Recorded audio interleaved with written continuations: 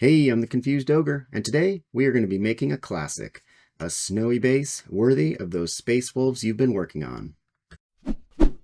Let's paint. Step number 1, prepare the base. You're going to sand it, file it, whatever you need to do to make sure that it's ready for the onslaught of terrain and glue to come. I use magnetic weighted bases. I've got a video about how I prepare them. Check it out. Step number 2, rocks. Grab some small stones and super glue them on. Instant battlefield rubble. File a flat spot if needed, because the only thing rolling around should be your enemies' heads. Step number 3 is sand. Coat the base with some PVA glue and sprinkle on some sand. Today I'm actually using some Woodland Scenics Fine Ballast. It gives the same effect. Either route, it's going to look great. Step number 4, seal it. Hit your whole base, rocks and sand, with some watered down PVA to lock it all in place. Don't brush it, dab it. You'll figure it out quick. It really helps with keeping your bits intact and giving a smooth, professional finish when you go to apply that paint. Step number 5 is primer.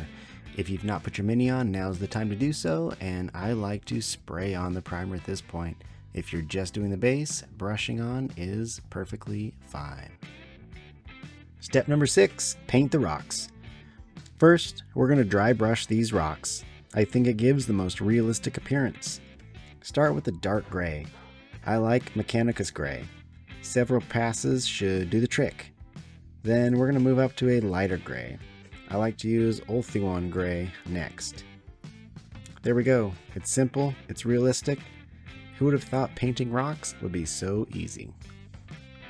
Step number 7, dirt. Let's start by base coating the dirt with Mournfang Brown. 2 light coats works great. You're going to let it dry, and then we're going to dry brush. Pull out that flayed one flesh and start bringing out the grit. 1, maybe 2 coats should do the trick. Boom. Real dirt vibes. Step number 8, vegetation. Here, I like to scratch off some paint and sand from the base. Roll up a piece of your grass, throw a dab of super glue on each, and then dart it right to its permanent home. Great job, gardener. Step number 9, snow. AK Terrain snow is the snow of choice for me. It's fluffy, it dries very close to what the original application looked like.